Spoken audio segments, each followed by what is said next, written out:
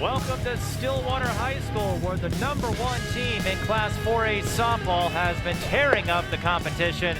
Stillwater will look to continue their undefeated run against the #10 team in Class 4A, the East Ridge Raptors. Hello everyone, I'm Mike Beaton. Here I am all by myself, talking to myself. That's Chaos Theory. We didn't have a season a year ago, but if you look at Stillwater, you never know it.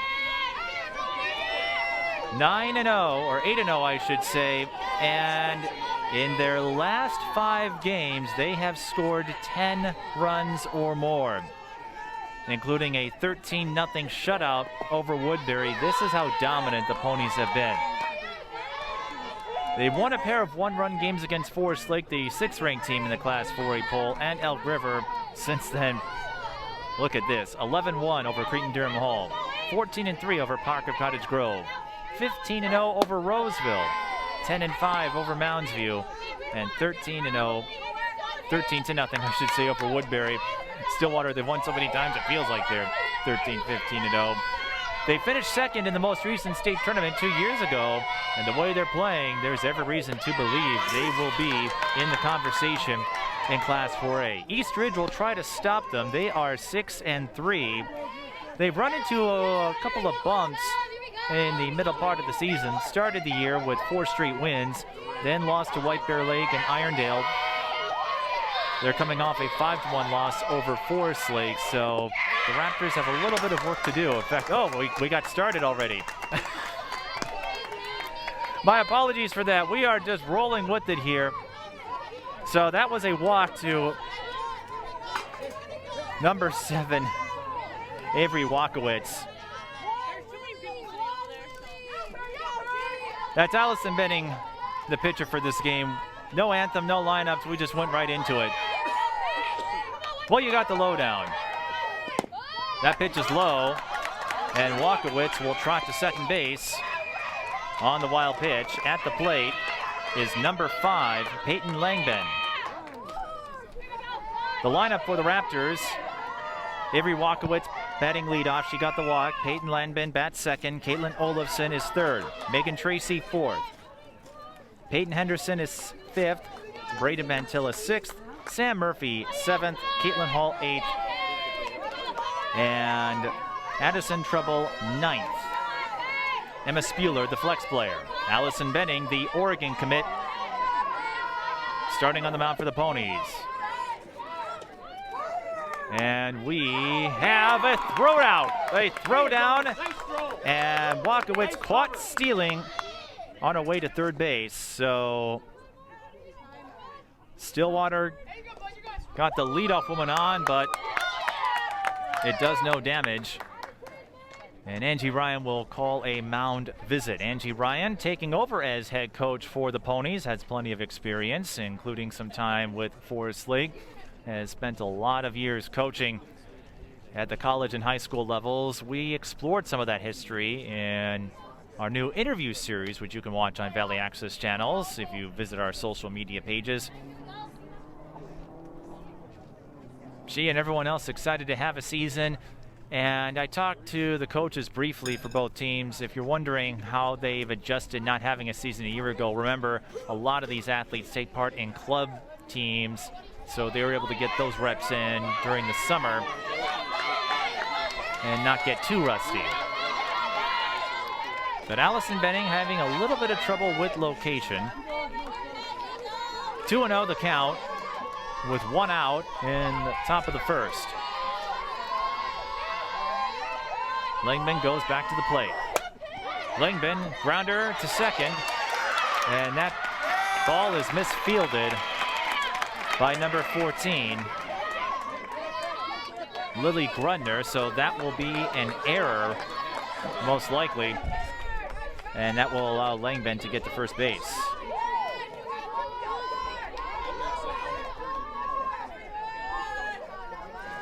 So an E4 is how we'll score it. And Caitlin Olafson is at the plate now.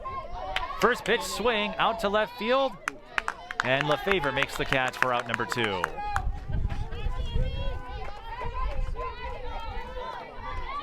That will bring up Megan Tracy.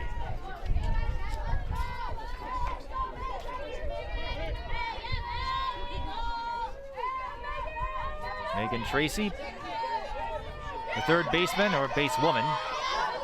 That pitch is high from Benning, and that will allow Langben to advance to second.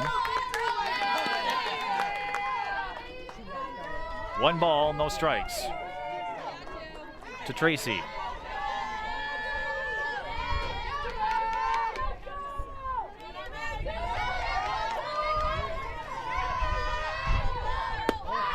Another high pitch, 2-0. Allison Benning, multi-sport athlete, but elected to focus on softball after her sophomore season. That pitch low, and Langben was thinking about stealing third, but decides to hold at second. A 3-0 count to Megan Tracy.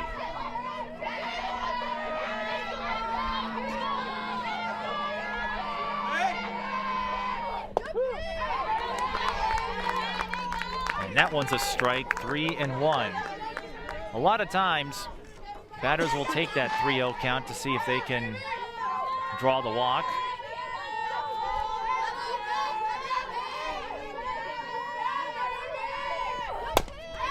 Grounder to the pitcher, a comebacker, and Benning gets out of a potential jam. A 1-3 ground out to end the inning. And Stillwater will go to the plate when we return.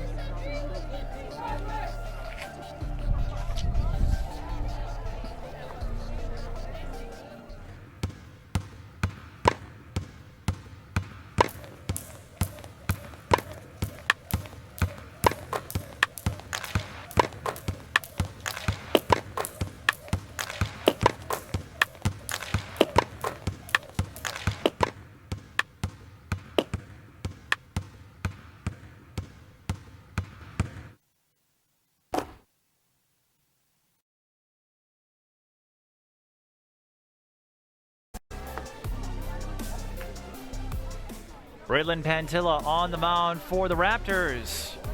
She will be the starting pitcher. And for Stillwater, their lineup, Morgan Wohlers will bat first, followed by Alexis Monty, then Allison Benning in the cleanup position. Batting third, I should say. Cleanup is Kat Smetna. Number 4 in the lineup. Kira Murphy bats 5th, Taylor Gray 6th, Gabby LaFavor 7th, Lily Grundner 8th, Michaela Kaur 9th, Amber Scalia, the flex player.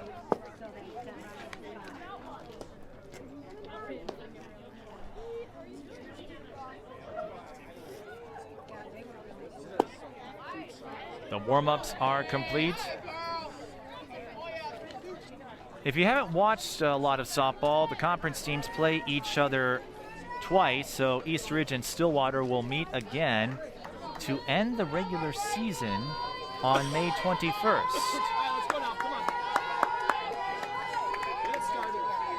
We'll see what things look like by then, but it's going to take an awful lot to knock off Stillwater. Here's Morgan Wohlers for the first at-bat for the Ponies, a swing and a miss for a first pitch strike. Let's go now.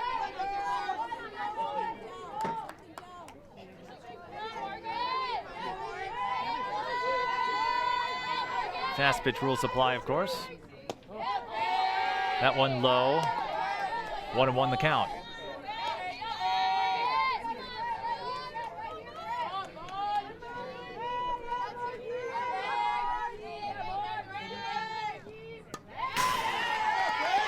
Wohlers fouls that one to the backstop. 1 ball, 2 strikes.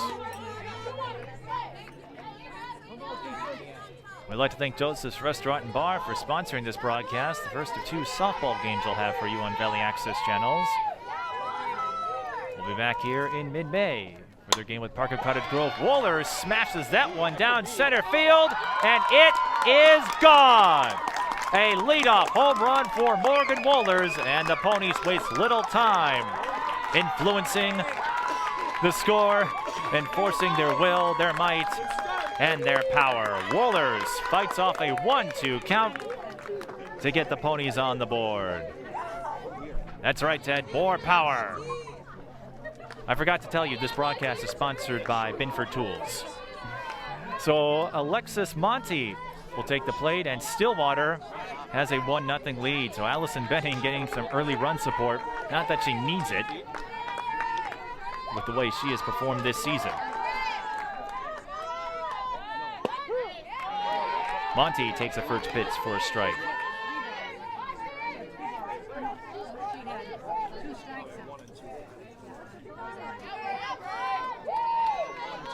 Monty, the sophomore, plays infield and outfield. Goes for a bunt, and that is fouled to the backstop. No balls, 2 strikes. So that may take away the bunt option on the part of Monty.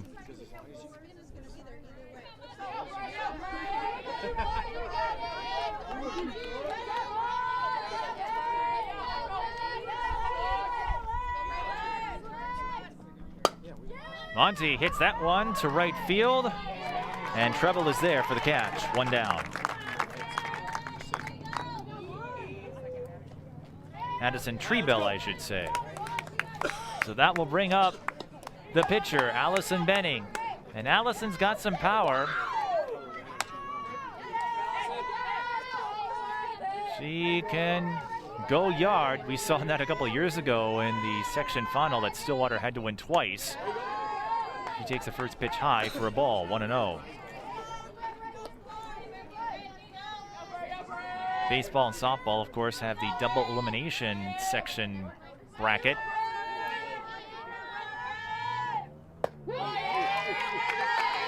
Hitting the right-hander, I should say the lefty.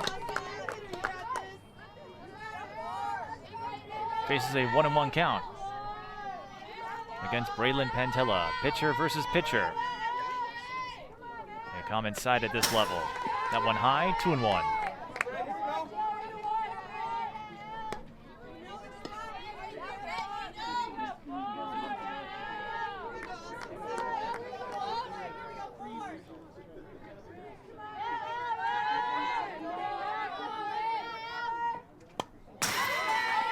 Benning fouls that one to the backstop, 2-2.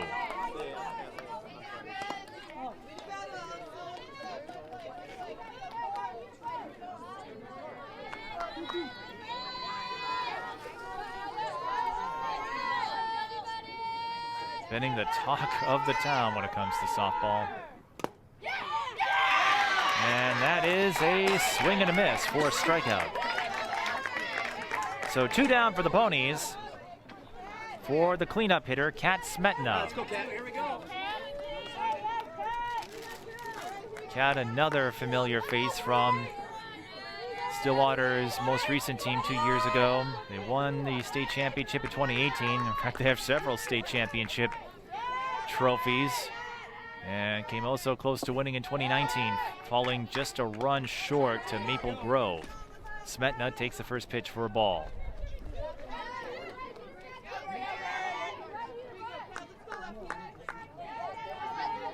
So Pantella finding a groove after giving up the leadoff home run. Swing and a miss for Smetna, 1-1.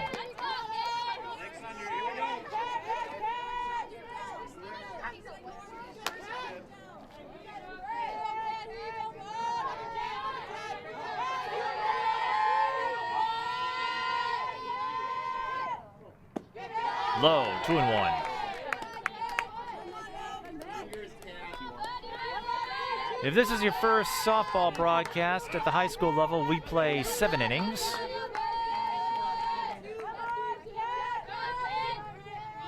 Outside of that, just like a normal baseball softball game, swinging and a miss. Smetna got a piece of it, I should say. By the way, it's 2-2.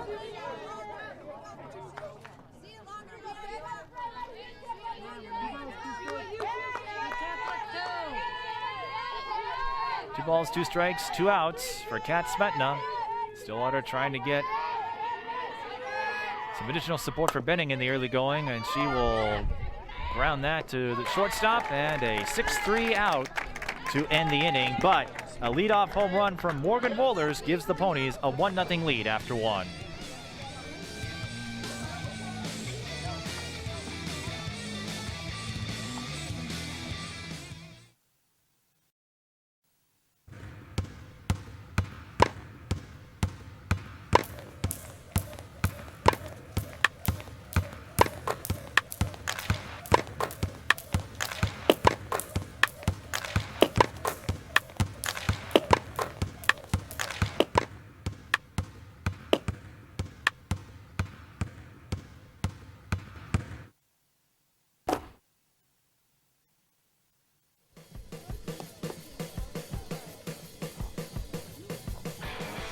Due up for the Raptors this inning, Peyton Henderson, Braylon Pantilla, and Sam Murphy. But it's the Ponies who hold a 1-0 lead thanks to the solo leadoff home run from Morgan Wolders. And if you give Allison Benning run support, well, she's already really good, but when she gets to pitch with the lead, that could help settle things down a little bit. It's always nice to get on the board with your leadoff batter. First of 2 softball games we have for you as part of our spring slate of coverage here on Valley Access channels. And here is Peyton Henderson. Eastridge 6-3, Stillwater 8-0. Stillwater the #1 team in Class 4A, Eastridge number 10. The Suburban East, a tough conference when it comes to softball. Lots of talent. Benning's first pitch is low, and Peyton Henderson takes the ball. Park of Cottage Grove had some strong teams a few years ago. Riley Perryman, Sam Croker come to mind. Sam Croker actually playing for Creighton now. That's a foul on Henderson. Chopped it just behind home plate, 1-1. Angie Ryan, the head coach for the Ponies. Troy Gross, the head coach for the Raptors.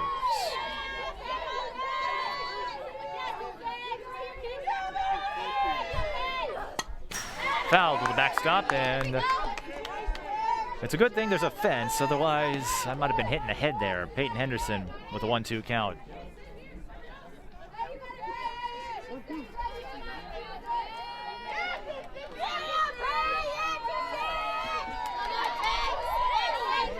One and 2 to Henderson. Low, 2-2. Benning tried to paint the corner with that last pitch, just missed the mark. Location always crucial and a little bit tricky sometimes. That one fouled. Out of play. We stay 2-2.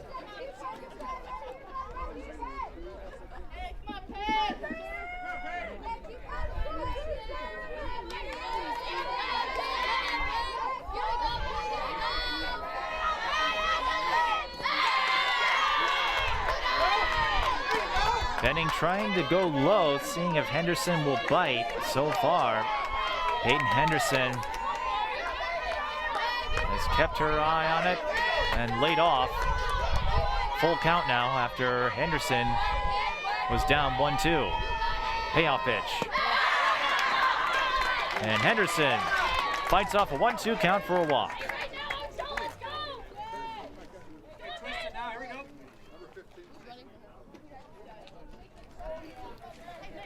So that'll bring up Eastridge's pitcher, Braylon Pantilla. And not before a quick chat with one of the coaches there.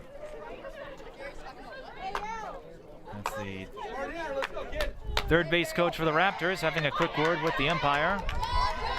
And that's because we have a substitution. The substitution rules are a little different at the high school level.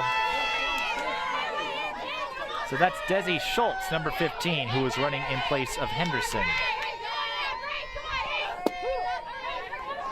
Pantilla at the plate takes the first pitch for a strike.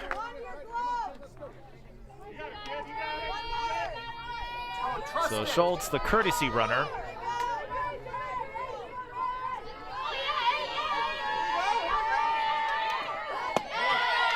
One and 1 to Pantilla. There are some intricacies that separate this level from, say, college and the pros. Substitution rules less strict here. That one fouled by Pantilla, so Schultz will have to stay at first base. And Braylon Pantilla faces a 1-2 count.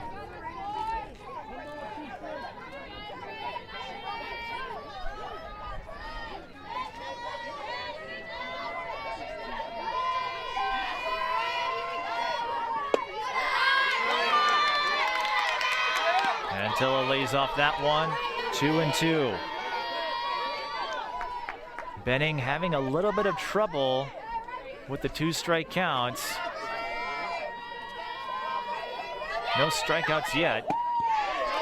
Now she got one as Pantella goes down swinging.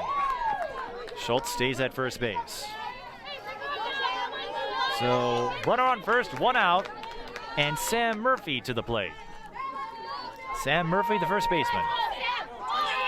And the first strikeout of the game for Allison Benning.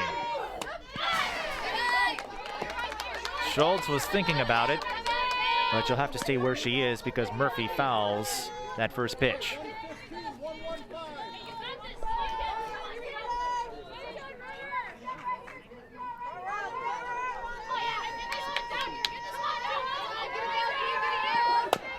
Grounder. Benning can't field it, and everyone is safe. We'll call that an infield hit because that ball skirted by Benning. She didn't really have much of a play on it. So runners at first and second, and Benning facing another potential jam as Caitlin Hall trots to the plate. Schultz at second, Murphy on first, and Hall at the plate. And we'll have the double steal after Corin overthrew third base. So both runners in scoring position for the Raptors. Benning running into a little bit of trouble.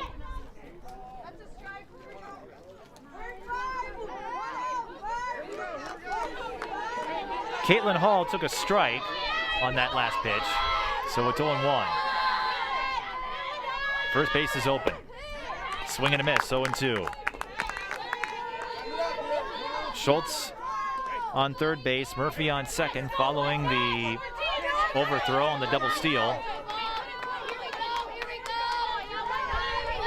So a well-placed hit by Hall could bring both runners in. That ball is hit deep to right field in foul territory and caught for the out by Monty, but that allows Schultz to advance home. So Hall will get the sacrifice RBI and a productive at-bat for Caitlin Hall, the center fielder. So runner on third with 2 out following the sac fly RBI.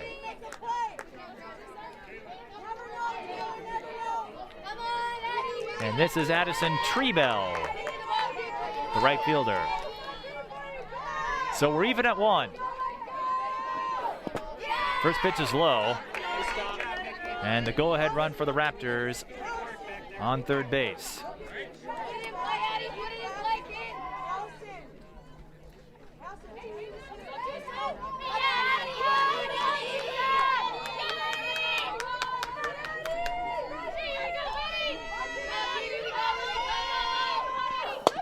Trebell grounds it. Benning will field it this time and flip it to first base for the out.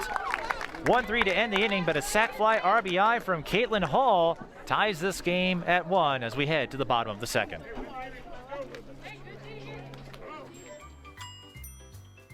Fancy pants peanut butter? A big screen television? You haven't even bought a sofa yet.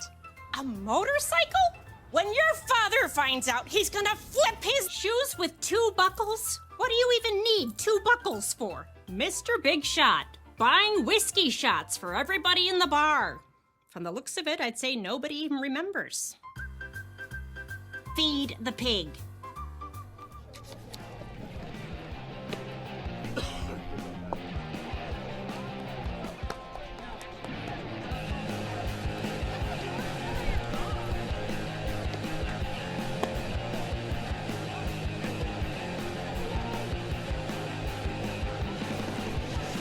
Due up for the Ponies in the bottom of the second.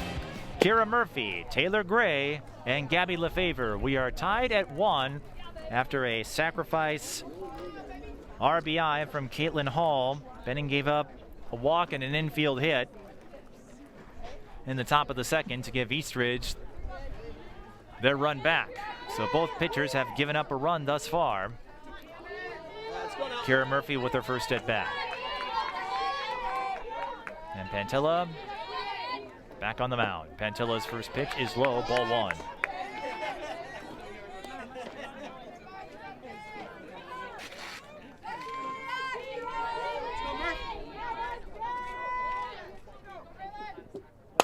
Murphy hits that one down the left field line, but it's foul, 1-1. A screamer. Any further left, and Tim would have had to duck.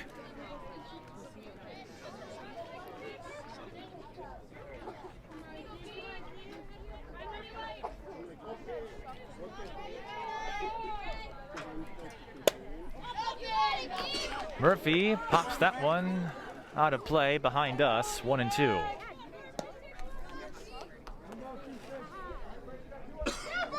One of the spectators will retrieve that ball.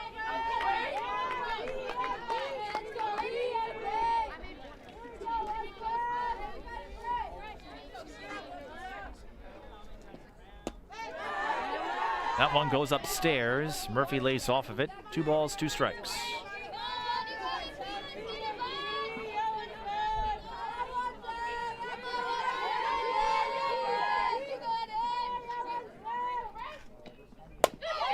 Grounded to third. Will there be a play? Yes! Initially mishandled by Tracy, but she's able to throw it to Murphy for the out.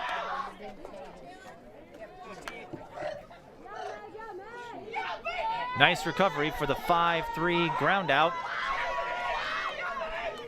And Taylor Gray will take the play for the Ponies.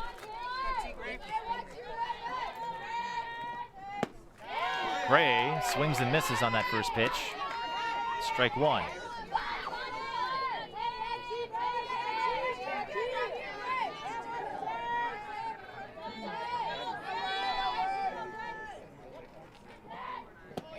Swing and a miss.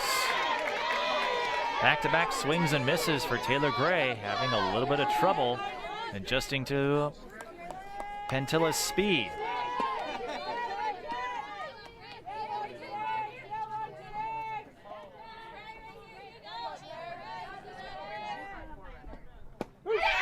Three pitches, 3 strikes.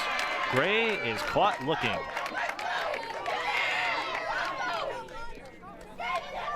Gabby LaFavor with her first at bat.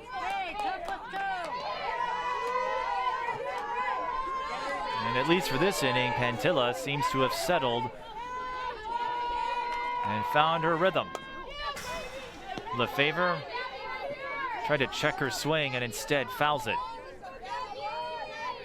1 strike to Gabby LaFavor.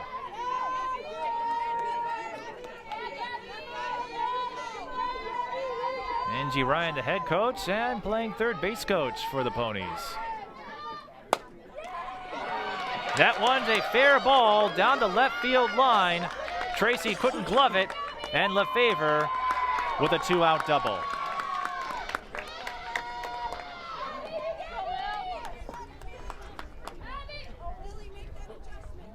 The ball went off of Tracy's glove.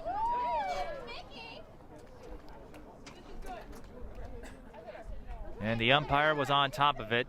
That makes it a fair ball since it deflected off a player in the field of play. And we're going to have a huddle at the mound here. Well, away from the mound. I haven't seen this before.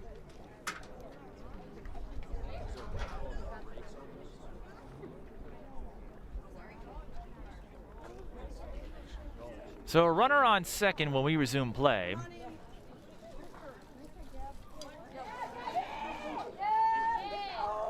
Maybe they're taking a look at someone. As you can see, the players don't have masks on.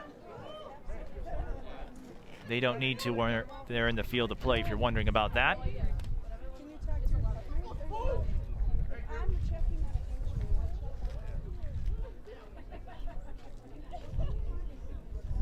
Angie Ryan having a quick word with the umpires. And now they'll have a conference with each other.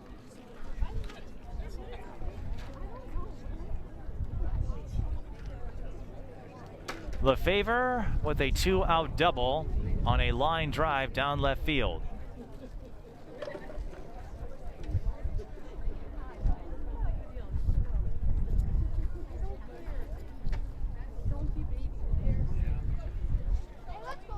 She hit the ball, one off of Megan Tracy's glove, before going into foul territory, and because Megan Tracy is in the field of play, it's a fair ball.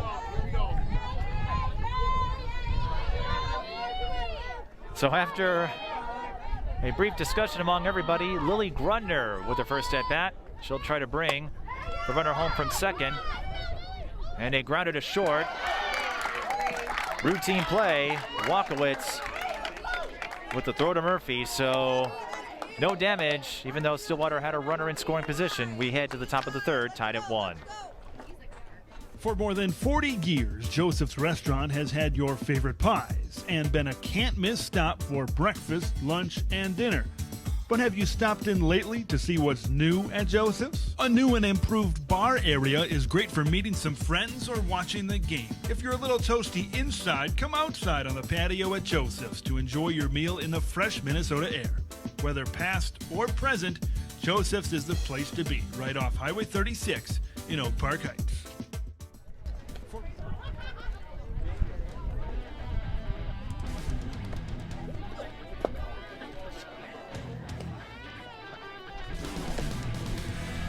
We go back to the top of the order for the East Ridge Raptors. So Avery Walkowitz, Peyton Langben, and Caitlin Olafson are due up for East Ridge. We are tied at 1 here at Stillwater Area High School. Suburban East softball on Valley Access channels. Part of our spring sports slate of coverage.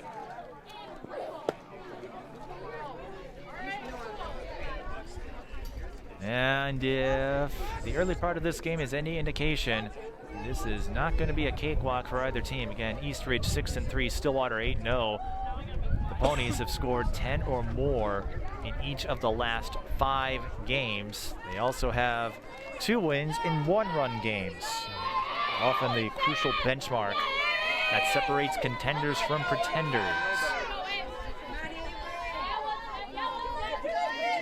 Winning big is nice, but can you win those close ones? East Ridge has yet to get a one-run game.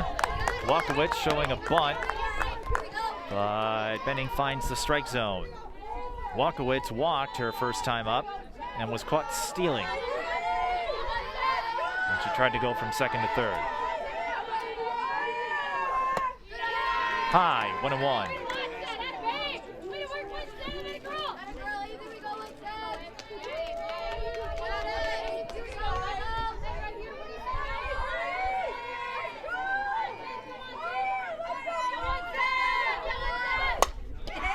Comebacker, and Benning with an impressive display of reflexes. Walkowitz is out on the line drive hit to Benning.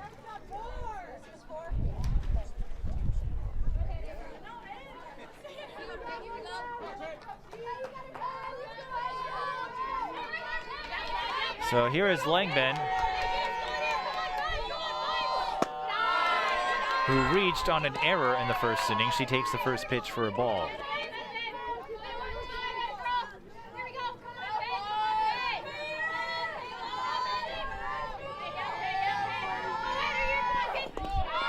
Low, 2-0. Pitching is harder than it looks when you have a strike zone you can't see. And 2 teams in the top 10 in Class 4A. One of them a routine state tournament participant. 3-0 to Peyton Langben. 3-0, 1 down. And nobody on.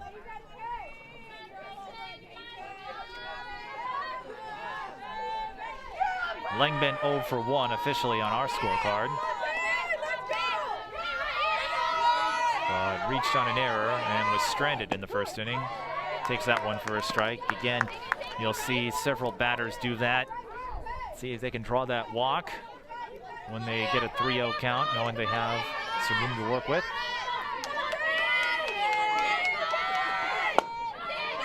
Langben with the grounded to short. This could be a tough throw, and it is. So Langben reaches for the second time. We'll call that an E6. As Wohlers overthrew first base.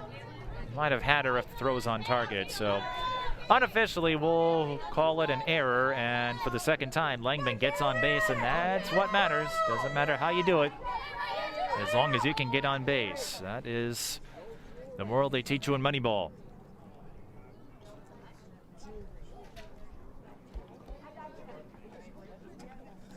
And it looks like Langman, something may have happened with their jersey, and one of the Eastridge coaches, the first base coach, has to get it unknotted there. I believe that's Dave Rumka. But it looks like Langman's jersey crisis has been averted. So Caitlin Olafson with the runner on first. We'll try to do something with it. Olafson flied out to left her first time up. She takes that first pitch for a ball.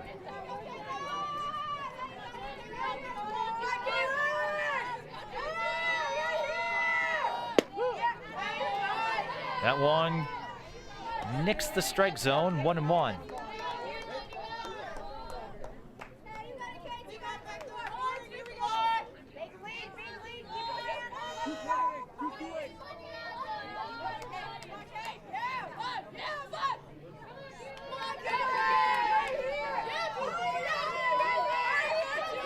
Benning.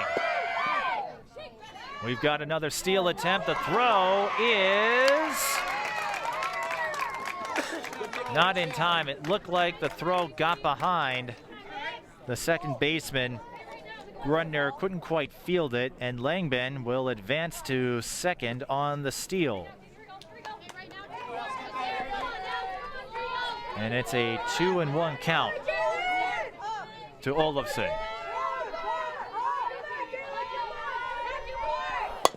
Olafson with a grounder to second. Routine out there, 2 down, but Langben does advance to third. So Eastridge once again with the go-ahead run, 60 feet away from home plate. Megan Tracy grounded out her first time up on a comebacker to Benning.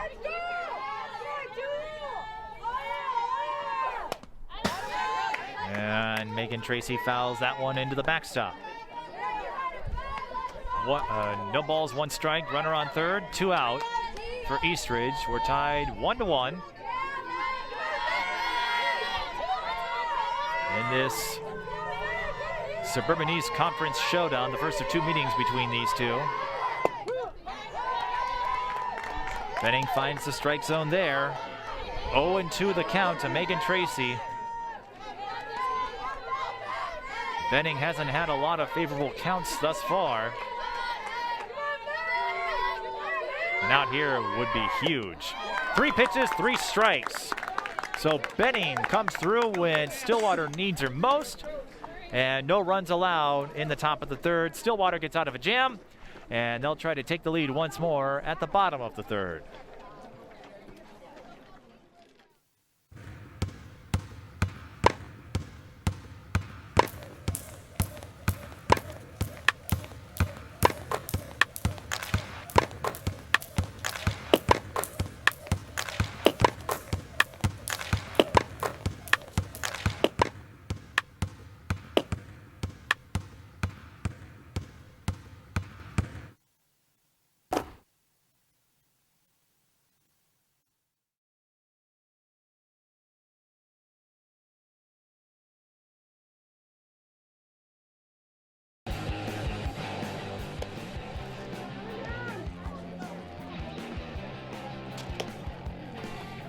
Due up for the Stillwater Ponies in the bottom of the third, Michaela Corrin, and then we go back to the top of the order with Morgan Wohlers and Alexis Monty. He's worried about the fear. He doesn't care. And we have a 4-legged friend who wants to join us in the broadcast booth. I'm not very fluent in communications with canines, but That would certainly make for quite the tan. If Turner and Hooch could be a thing, why can't we do the same? Back to the diamond, Michaela Corin takes the first pitch for a strike.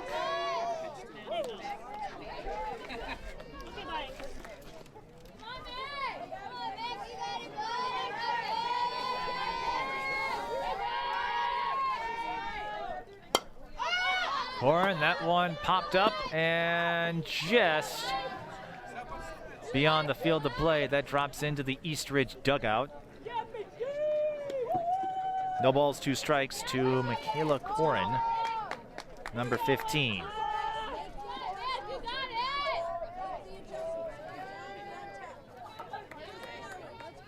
Corin playing catcher today.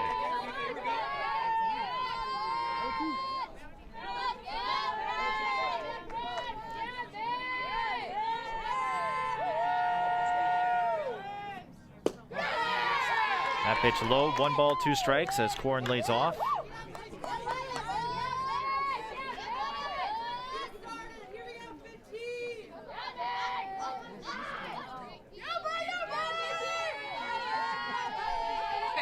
I forgot how loud it gets in the midst of game action. Corin flies that one to left field. And a leaping catch by Spuler. She's pumped up about it. Spuler making sure she doesn't fall over that mesh netting. And times it for a key out. That mesh netting was the reason Morgan Wohlers was able to hit the leadoff home run, because that netting brought up the dimensions of this field. Had they used the normal fencing, that first hit from Wohlers would have fallen in the field of play. Who knows what would have happened in that instance. She takes the first pitch for a ball. So one instance of that temporary netting coming into play. Wohlers hits that one to foul territory in right field, and it's not fielded, so it will just be a strike from Morgan Wohlers. Let's go now. They get hurt now. Let's go. As we said before, Stillwater, they've got some power. With this lineup they have, they displayed plenty of it a couple of years ago in the games that I covered on the highlight trail. Wohlers pops that one, I should say bloops it, and out nonetheless as it was hauled in by Olofsson. Let's go now. Come on, Lex. So Pantilla settling down, not giving up a whole lot after the first pitch home run to Wohlers to start the game. Alexis Monty takes the first pitch for a ball. Monty flew out to right field in her first at-bat.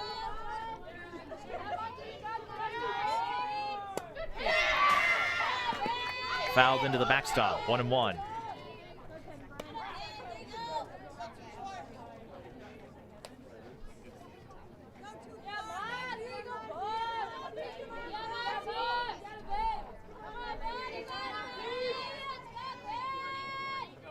Overcast conditions now in Oak Park Heights. We've got a bunt, and it's going to pay off. Monty saw an opening there on the right side of the infield, lays down the bunt, and scampers to first base without incident. So a bunt single for Alexis Monty. No to that ball and aggressive. Let's go. Attack the ball. So Stillwater with the runner on first. And that brings up the lefty, Allison Benning, who fouls the first pitch out of play. Benning struck out in her first at-bat. Benning, the Oregon commit. You may know of Oregon through women's basketball and those always colorful jerseys in football.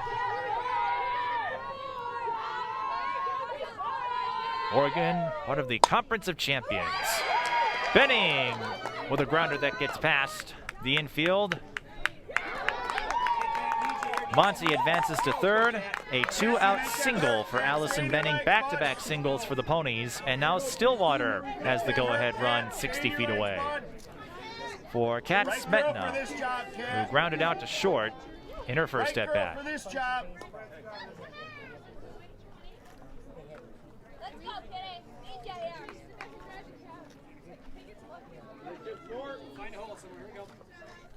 Benning will be swapped out for McKenna Johnson, the courtesy runner. Must not have seen you hit, Murph.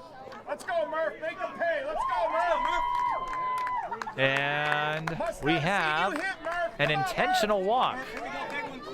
So Eastridge electing not to pitch to Kat Smetna. Second base is open. That might have been why they elected for the intentional walk. So the bases are loaded now for Kira Murphy. And she takes the first pitch for a ball. Eastridge probably doing the intentional walk to load up the bases and get the force out no matter where the ball goes in the infield if it comes to that. 1-1 to Kira Murphy. That's a good take. Come on, bud. Murphy grounded out to third in her first at-bat. Bases loaded. 2 out. Tie game. Murphy hits that one to right field, and it's gloved by Trebell, so Eastridge doesn't have to worry about the infield situation. They get out of the jam, and we stay even at 1 as we head to the 4th inning. Let's go. Come on.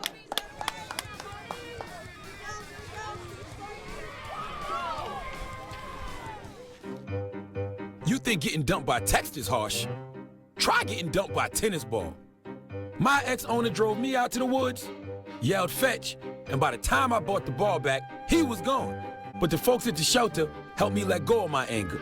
I learned coping skills, like taking it to the hole. Boom! Now I'm ready to fetch again. Me and my boy Matt had it good. He had catnip that was off the hook. But one day, he brings a girl home, and she's allergic to cats. Every sneeze was a nail in my coffin. Now I'm in a shelter. It's decent, but they don't even have Wi-Fi.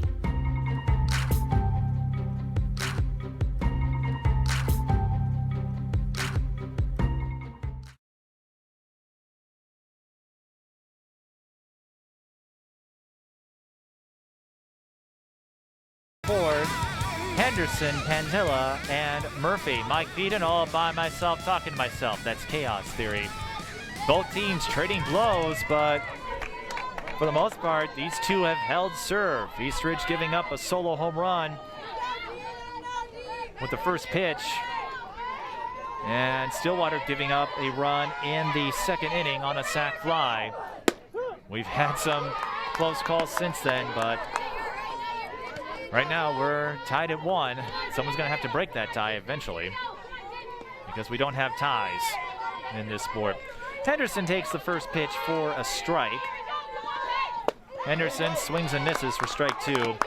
She walked in the 2nd inning and then scored on the sac fly RBI by Caitlin Hall. So Henderson playing the only Eastridge run thus far. She faces an 0-2 count.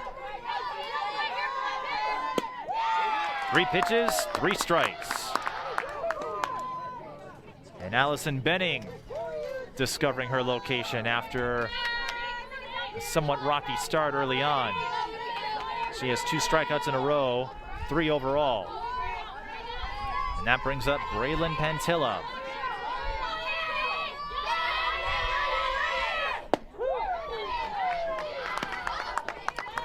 Four strikes in a row for Allison Benning.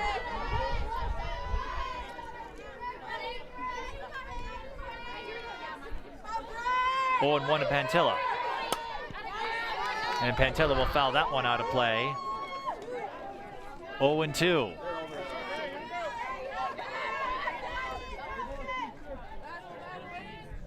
And this is what you like to see if you're Angie Ryan and a Stillwater fan, because if Benning has found her location, she's going to be awfully tough to hit around. 3 pitches, 3 strikes. And Benning is 3 strikes away from an immaculate inning. And I don't know why the geese are flying away. We could be looking at an immaculate moment here. Let's see what happens. Sam Murphy at the plate. Okay, I jinxed Allison Benning. This is why I don't bring up stuff, folks. Actually, it looked like the ball got away from her hand just a bit, and Michaela Corin spotted that. She's going to have a quick conference with Allison Benning. Sam Murphy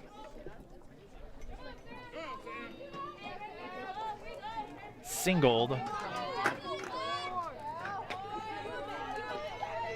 her first time up, and then was stranded at third.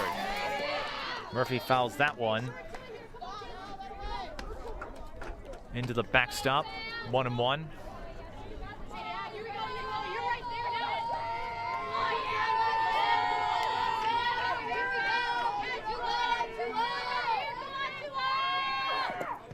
Swing and a miss. I think that conference from Korn was just what Benning needed after that first pitch appeared to get away from her. 1-2 to Sam Murphy. That one foul tipped. We stay at 1-2.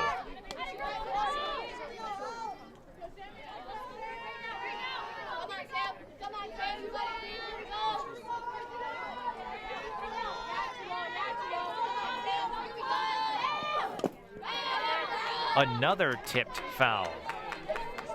Murphy hanging in there. All you got to do is get a piece of it.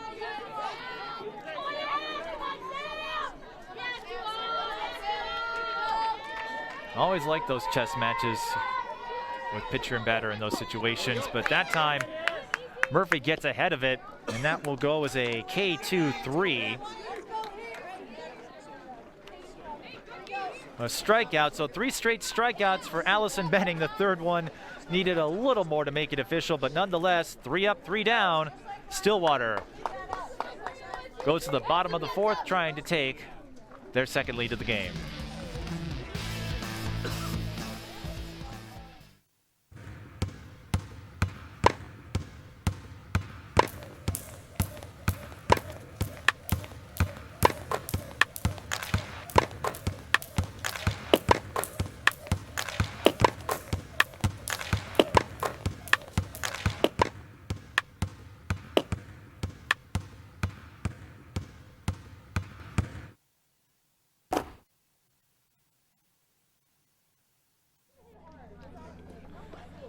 Due up for Stillwater in the bottom of the 4th. Taylor Gray, Gabby LeFevre, and Lily Grundner, as we've settled into a pitcher's duel of sorts after both our aces gave up a run in the early innings.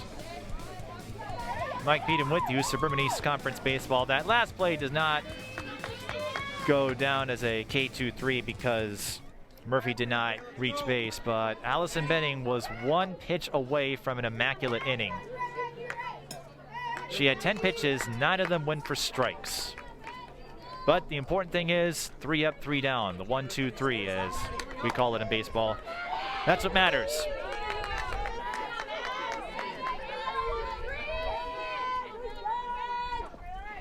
And we've got a new batter for the Ponies. It's Maddie Johnson.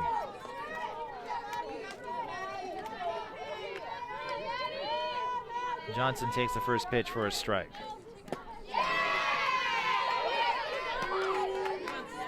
That one tipped. Strike 2.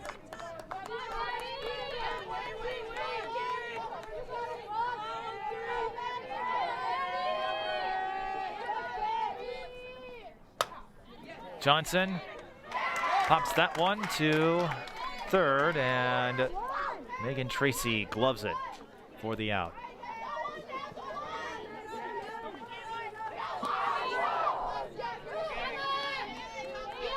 That will bring up Gabby LeFevre. LeFevre doubled in her first at-bat.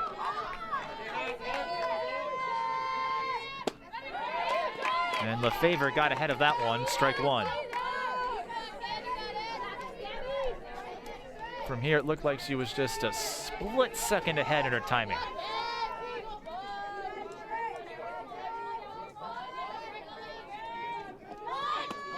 Showing bunt that time, lays off, 1-1.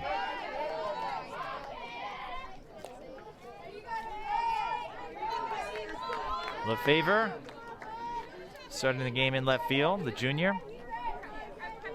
As we said before, a lot of these athletes were able to stay involved through club ball. That's a grounder that caroms off of Tracy. Nice recovery, but not in time.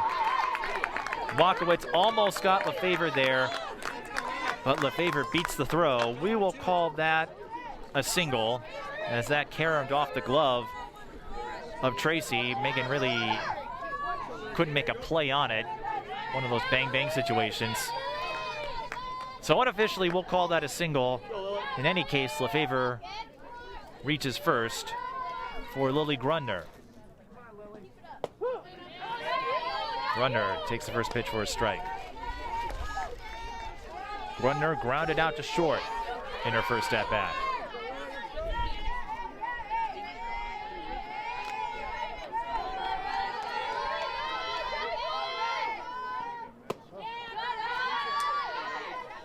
That pitch goes wide left on the part of Pantilla.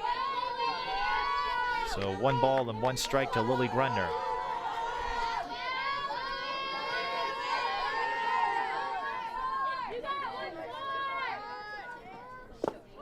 Low and in the dirt, and LeFevre will advance to second without incident.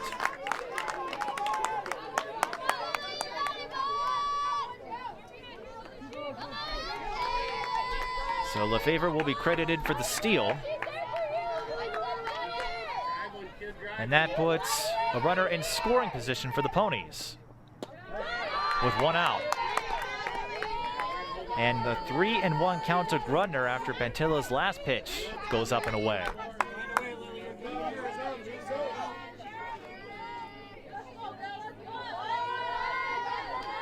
Three and 1, first base open. Did Grundner lay off? No. Might have been ball 4 if she did. Instead, it's a full count.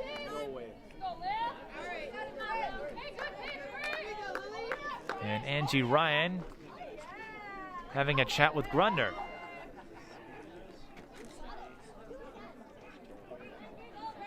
Angie taking over for Bob Beadle. And what a run he had as head coach for the Ponies, including that state championship in 2018.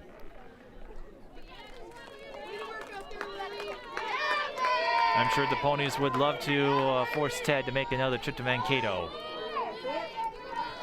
in the state tournament, but we still have plenty of games to go. Full count to Grundner, runner on second, 1 out. Grundner, that one low, but the at-bat continues. From our vantage point, at least mine, it looked like Grundner may have had a couple of chances to get a walk. First time she couldn't check her swing. That time went for it, but the ball looked low. That time the ball stays low and Grundner lays off. And Grundner gets to first base on the walk. So Grundner wins that battle between pitcher and batter. And that will bring up Michaela Corin.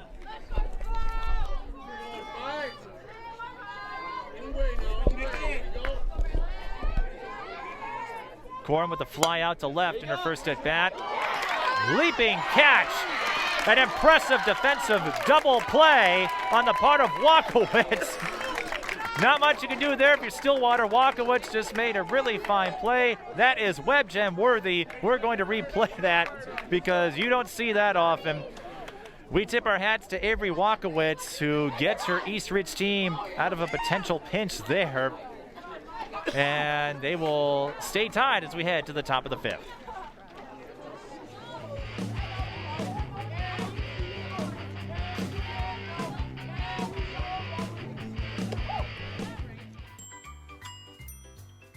Fancy pants peanut butter? A big screen television? You haven't even bought a sofa yet. A motorcycle? When your father finds out, he's gonna flip his shoes with 2 buckles. What do you even need 2 buckles for? Mr. Big Shot, buying whiskey shots for everybody in the bar. From the looks of it, I'd say nobody even remembers. Feed the pig.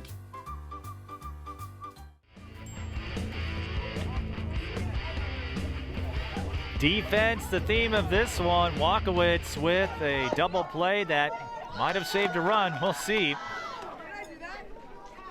Eastridge making a couple of fine plays defensively, and Allison Benning has really locked herself in over the last couple of innings. 4 strikeouts in a row, fanned her last 3 batters. In the top of the 5th, she will see Caitlin Hall, Addison Trebell,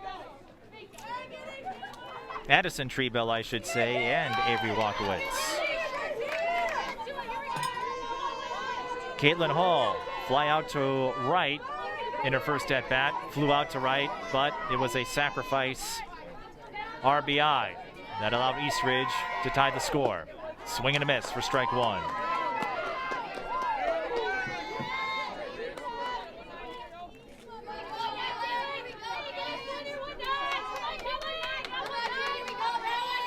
Four strikeouts in a row for Benning. Another swing and a miss. In Benning's last 15 pitches, 14 of them have gone for strikes.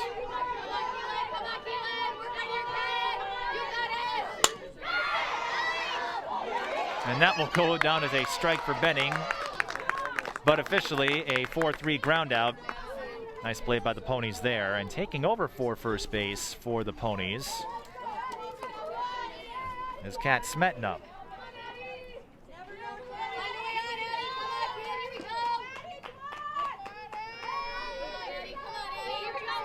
So here is Trebell. He'll try to do something to get Benning out of her rhythm. Benning doing a terrific job finding the strike zone as of late. In her last 17 pitches, 15 have gone for strikes. Make it 16 of 18. 1-1 the count to Trebell, who grounded out on a comebacker to Benning back in the second inning.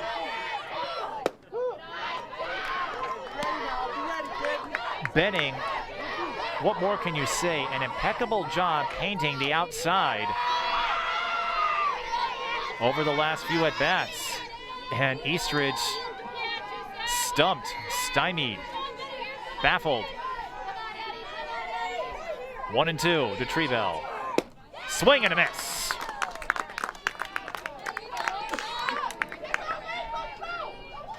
Allison Benning with 6 strikeouts now. She has fanned 5 of the last 6 batters. Walkowitz has a tough assignment ahead of her. Walkowitz with some impressive work of her own. She walked the first time up and then hit that comebacker to Benning. And her second time, she pops this one. And that one called out by the Ponies. So another 1-2-3 inning following the catch by Sarah Dollarshell. And Stillwater keeps it a 1-1 game.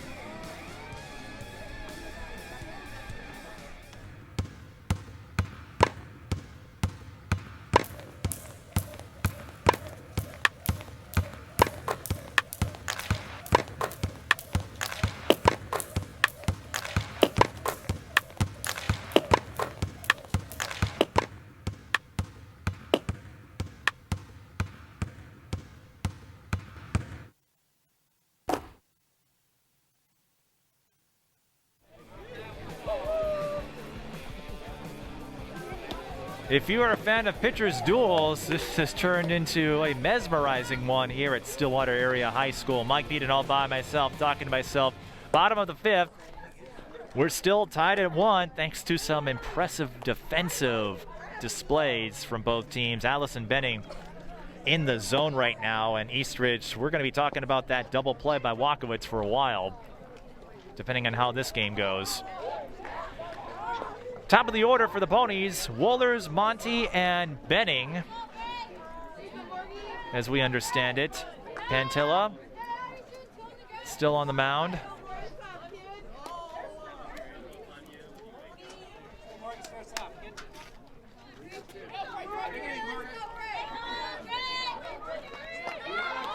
Checking the defensive assignments to see if Eastridge made any changes. It doesn't appear so. Wolders with a chopper to short. And a ground out. Murphy showing her stretching capabilities there. 6-3 on the scorecard on the first pitch. And Alexis Monti will come up. Wolders hit the leadoff home run on the first pitch of the game for the Ponies. Monti singled her last time up. She's 1 for 2. And takes that first pitch for a ball. We're back here May 12th if you like softball coverage. Stillwater hosting Park. We've got a few more lacrosse games coming your way too. And don't forget to hit us up on social media. Monti bunts, but it doesn't go very far, and that allowed Henderson to scoop it up and throw to first for the out. Right idea on the part of Monti, just needed a little more distance on that bunt. And 2 down for Allison Benning. Don't forget, for updates on programming and other events that Valley Access Channels participates in, hit us up on Twitter at Valley Access TV and on Facebook at Valley Access Channels. Allison Benning takes that first pitch for a ball. Benning singled her last time up. She is 1 for 2.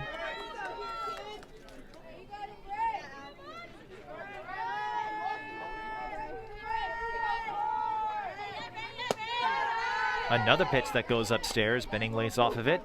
2-0. Benning doesn't have a ton of speed, but she has some power, as we saw a couple years ago.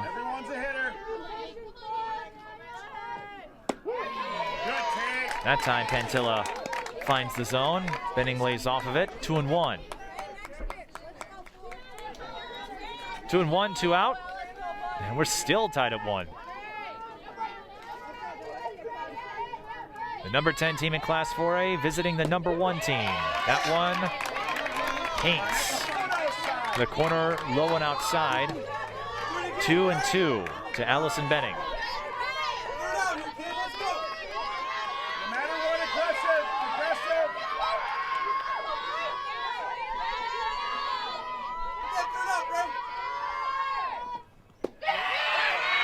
Eastridge thought they had the strikeout. Instead, it's a full count to Allison Benning.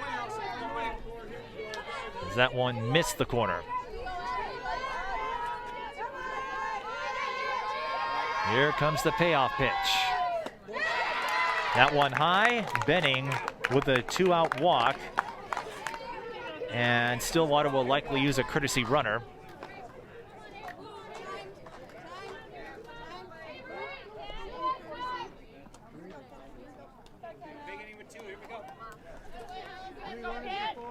And it's McKenna Johnson again. Good at bat. Good at bat. Again, the substitution rules less strict than the pros, so Johnson will run for Benning. Can't walk you this time, Kat. Let's go, bud. And Kat Smetna, who's 0 for 1, drew an intentional walk her last time up. Smetna will try to do something with the runner on first. Takes that first pitch for a ball.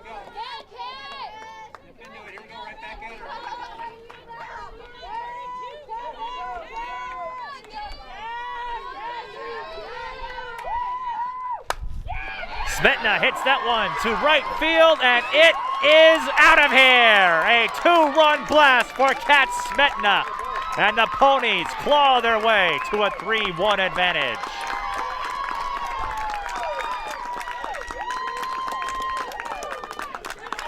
That's what you call a clutch hit.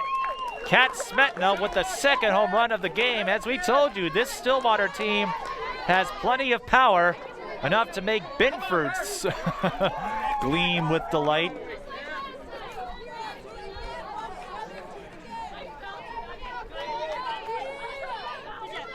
Let's go. Keep it going.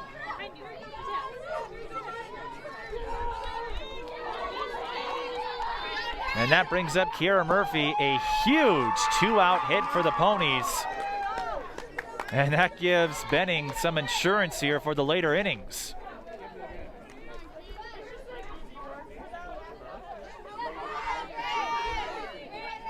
A no-doubter, Kiera Murphy hits that one down right center field and will drop for a base hit. So, back-to-back hits for the Ponies. Let's see if this leads into a rally. You never know with untimed sports. That's the beauty of them. Taylor Gray to the plate. That was Murphy's first hit. Had a ground out and a fly out before that. Taylor Gray also 0 for 2. Swing and a miss there. Murphy on first, but Stillwater more importantly has the 3-1 lead. Following the 2-run blast by Kat Smetna, and that was a no-doubter. That cleared the normal fence here. That one drops in foul territory, so Murphy with an 0-2 count. Or I should say Johnson, Gray with an 0-2 count.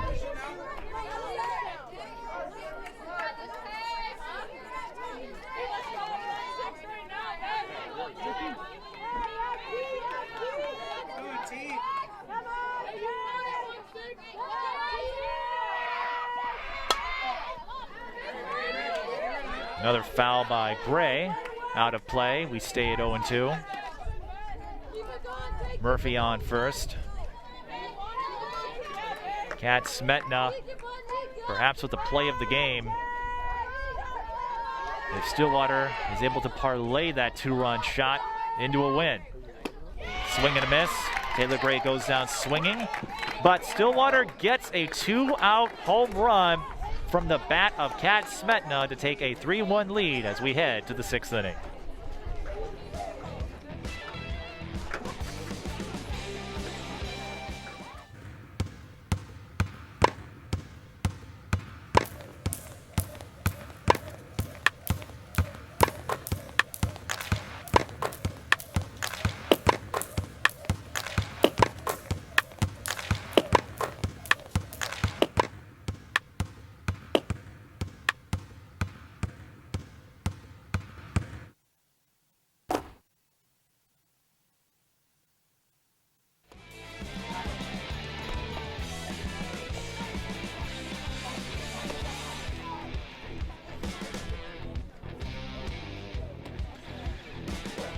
If you're Eastridge, this is not the situation you want to be in. If you're Stillwater, you have to be feeling pretty good because Allison Benning finding her stride in the recent innings. She has retired the side in each of the last 2 innings and racked up 5 strikeouts going back to the 3rd inning. She has 6 overall, and the Ponies have a 3-1 lead. Eastridge has 6 outs. They try to work their way back in this. And we'll start with Peyton Langben, then Caitlin Olofsson and Megan Tracy. They're the young women due up for the Raptors on the top of the 6th. Benning's first pitch goes upstairs, ball 1. Location has been a critical juncture for Benning in the last couple of innings, finding the strike zone in all but 2 of her pitches. And she continues to jam the Eastridge lineup. Benning had a rocky start in the first couple of innings. Gave up that sacrifice fly RBI in the 2nd. That one fouled by Langben and will fall out of play, 1-2.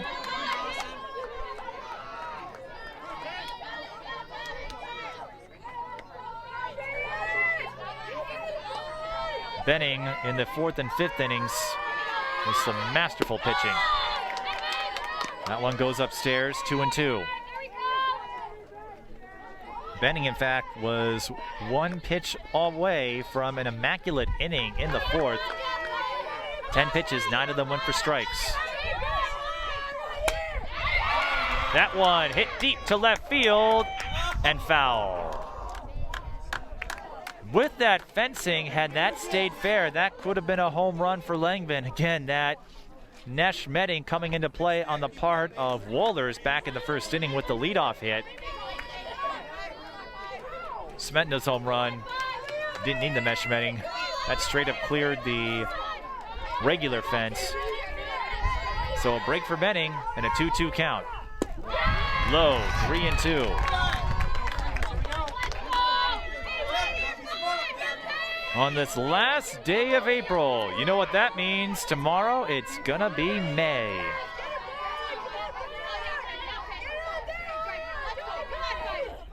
Swing and a miss. Langman goes down. She had reached via air her first 2 trips. And how about Allison Benning? 7 strikeouts for the Oregon commit. Caitlin Olafson to the plate. Olafson 0 for 2. A fly out and a ground out. Ball 1.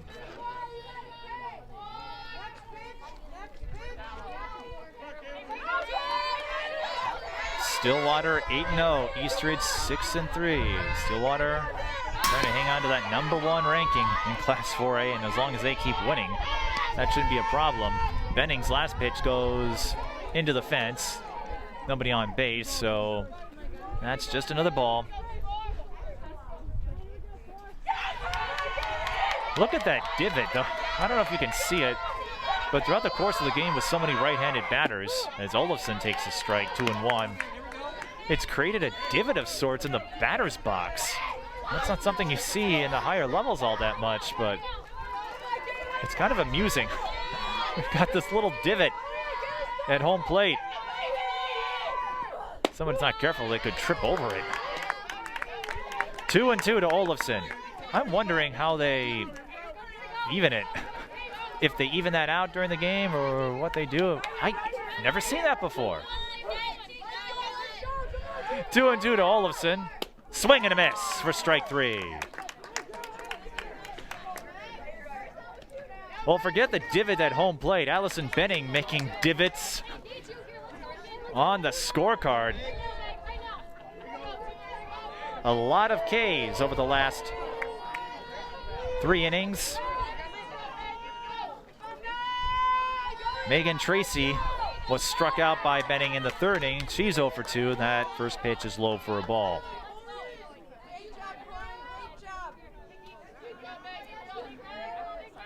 Eight strikeouts now for Allison Benning.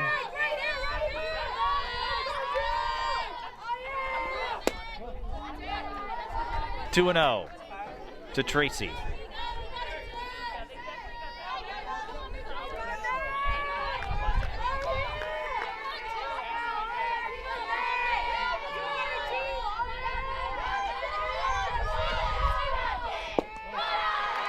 Three and 0. Benning is starting to falter here. That's a 2-run cushion.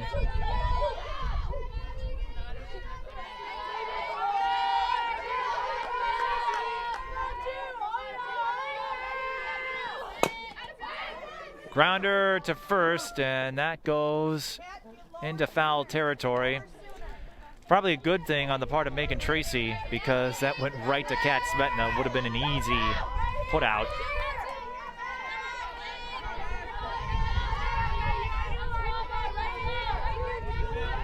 A fortuitous bout on the part of Tracy keeps the at-bat alive. 3-1 now. And that foul works in Tracy's favor because she draws a walk on Benning.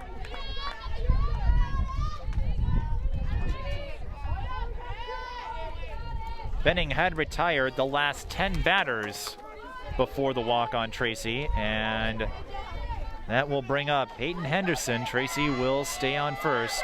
Henderson representing the tying run. Henderson scored the only run of the game for the Raptors back in the 2nd, struck out her last time up.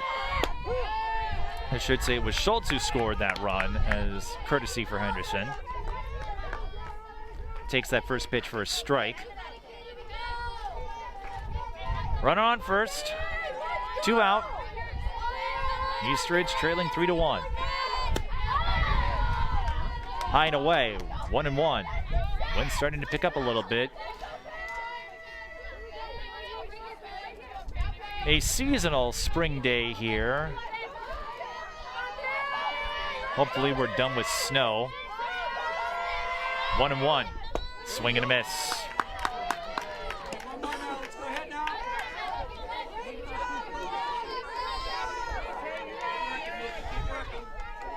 Well, and speaking of divots, we talked about the one at home plate. There's a slight one on the mound. Swing and a miss. So Benning doesn't lose her form for long. 3 strikeouts, 9 overall. And the Ponies will try to add to the 3-1 lead when we return.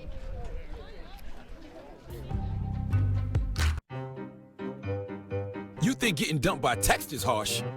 Try getting dumped by a tennis ball. My ex-owner drove me out to the woods, yelled fetch, and by the time I brought the ball back, he was gone.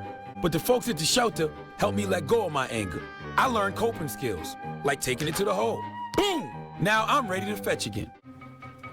Me and my boy Matt had it good. He had catnip that was off the hook. But one day, he brings a girl home, and she's allergic to cats. Every sneeze was a nail in my coffin. Now I'm in a shelter. It's decent, but they don't even have Wi-Fi.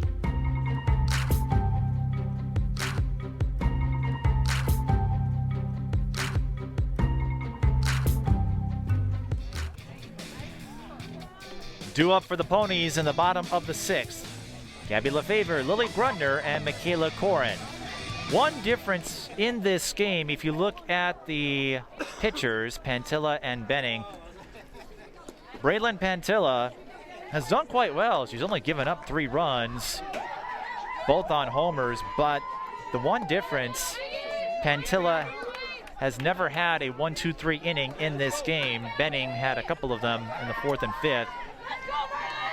And Benning finding her mark a little sooner than Pantilla did and sustaining it. That's the difference in this game, and that is what has put Stillwater 3 outs away from maintaining their unblemished record. Ball 1 to Lefevre. She pops that one into foul territory, but it will stay in play and drop for a strike. Tracy and Walkowitz fought for the same piece of real estate. And you heard one of the Eastridge coaches say, walk it off, let's go, sweat it off. When that happens, it's a strike, so no harm done there.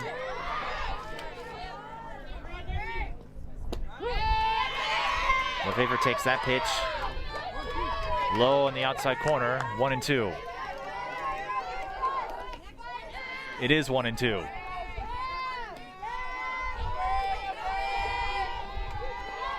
Lefevre, 2 for 2 with a double and a single. That one gets away from the catcher, and she will advance to first. So that is a K2-3. Officially, Lefevre strikes out, but because the catcher, Henderson, dropped it, that allows Lefevre to make a run for first. So Lefevre is on base. You don't see that often, but it's a K2-3.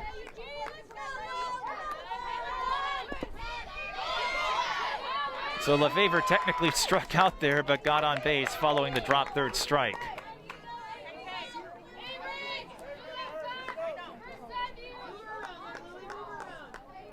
And Lefevre with her second stolen base of the game. Lily Grundner at the plate. She walked her last time up. 0 for 1, officially. Grundner showing bunt, into the backstop. And it's 1-1. Stillwater trying to add another insurance run or two with a runner in scoring position. And no one out. The Ponies with a 3-1 lead. It doesn't look like they'll continue their streak of 10-run games, but you never know. That bunt is high. Grundner able to get past number 20, Samantha Murphy. She is thrown out, but it will be credited as a sacrifice as Lefevre was able to advance to third. Not the cleanest looking bunt on the part of Grundner.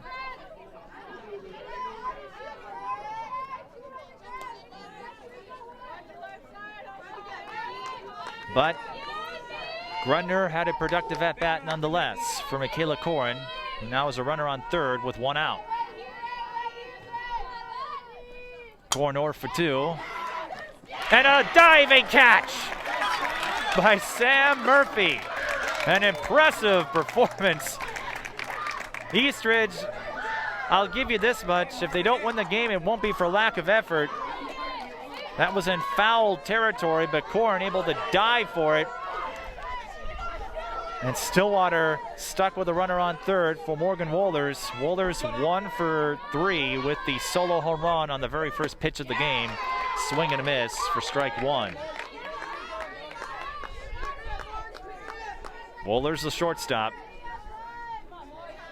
And Lefevre on third. Again, reached first on the drop third strike. 1-1. Lefevre got to first on the drop third strike, stole second, and advanced to third on the sacrifice.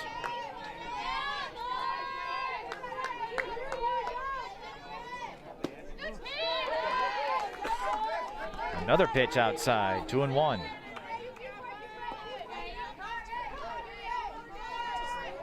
Lefevre represents an insurance run for the Ponies.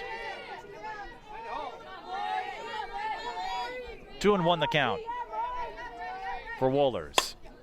Wohlers hits that one to center field. And that one gloved by Hall, so Eastridge with some fine defensive performances there keeps it a 3-1 game, but they have 3 outs to work with. We'll see what they can do when we return. You think getting dumped by text is harsh? Try getting dumped by a tennis ball. My ex-owner drove me out to the woods, yelled fetch, and by the time I brought the ball back, he was gone. But the folks at the shelter helped me let go of my anger. I learned coping skills, like taking it to the hole. Boom! Now I'm ready to fetch again. Me and my boy Matt had it good. He had catnip that was off the hook. But one day, he brings a girl home, and she's allergic to cats. Every sneeze was a nail in my coffin. Now I'm in a shelter. It's decent, but they don't even have Wi-Fi.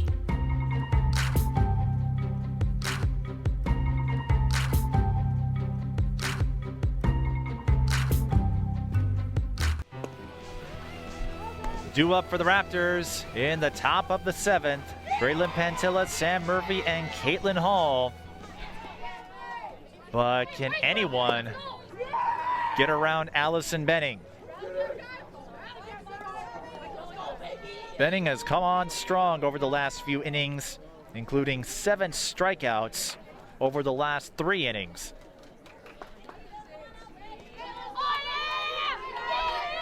Nine strikeouts overall for Allison Benning, who will be representing the Conference of Champions next season in the land of Bill Walton volcanoes and everything in between. Pantilla takes the first pitch for a strike. She's 0 for 2 with 2 strikeouts.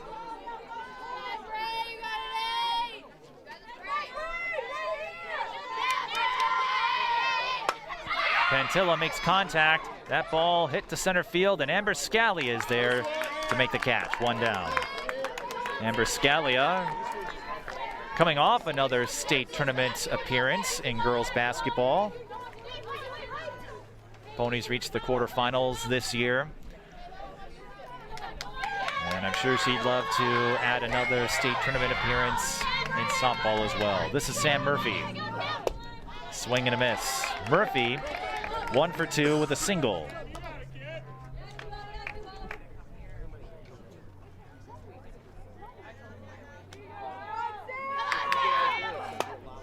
Foul, then that goes over the line of cars. Fortunately didn't hit any of ours. And don't worry if you're worried about us being in the line of fire. We're pretty well shielded. 0-2 to Sam Murphy. Allison Benning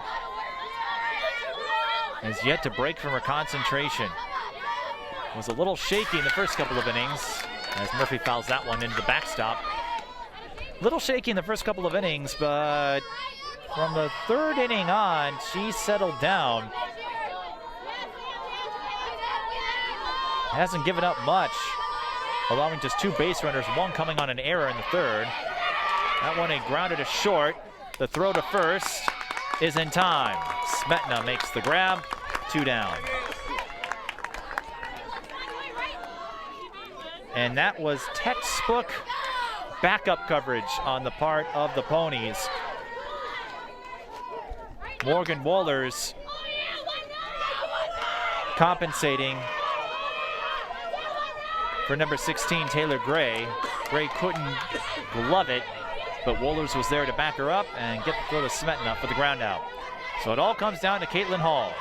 She takes the first pitch low, ball 1. Hall 0 for 2. But she did get that sacrifice RBI in the second that made it a 1-1 game. And right now, Eastridge trails 3-1. Swing and a miss. 1-1 to Caitlin Hall.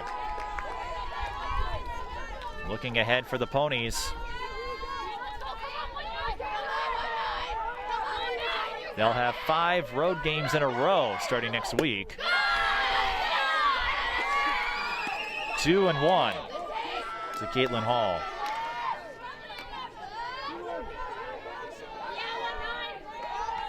May 7th will be a big day. That's the rematch with Forest Lake. At Forest Lake. In a battle of top 10 teams in Class 4A. Swing and a miss for Caitlin Hall, 2-2.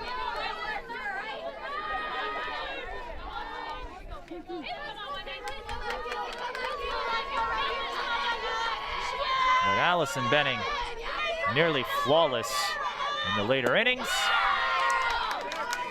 She'll have to throw at least one more pitch. As that last one, high and away, full count to Caitlin Hall, who is trying to extend the game for the Raptors to at least get the tying run at the plate. Benning looking for the complete game win. She gets it with her 10th strikeout. Allison Benning completes the victory, and Stillwater holds on to their unblemished record. They go to 9-0. Eastridge falls to 6-4. 3-1 is the final. We'll recap another Stillwater win when we return. More than 40 years, Joseph's Restaurant has had your favorite pies and been a can't-miss stop for breakfast, lunch, and dinner. But have you stopped in lately to see what's new at Joseph's? A new and improved bar area is great for meeting some friends or watching the game. If you're a little toasty inside, come outside on the patio at Joseph's to enjoy your meal in the fresh Minnesota air. Whether past or present, Joseph's is the place to be, right off Highway 36 in Oak Park Heights.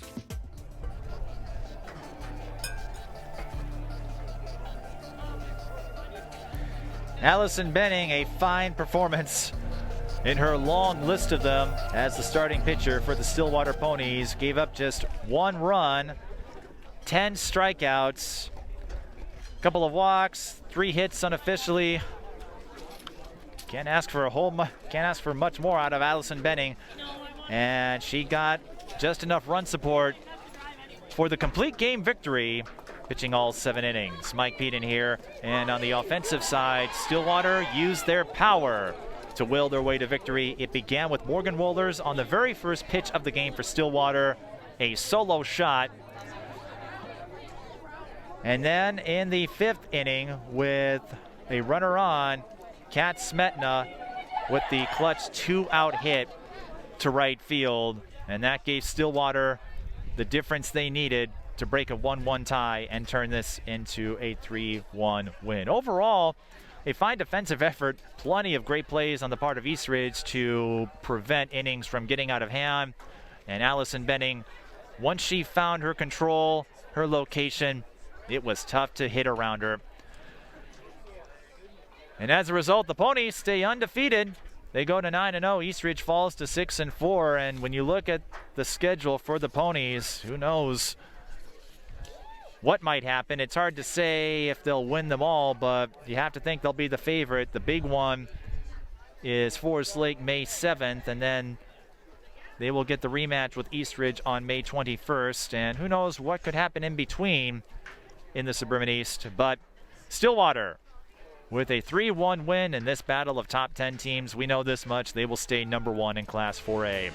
And with our number 1 crew, I'm Mike Beaton. Thank you for watching high school softball on Valley Access Channels.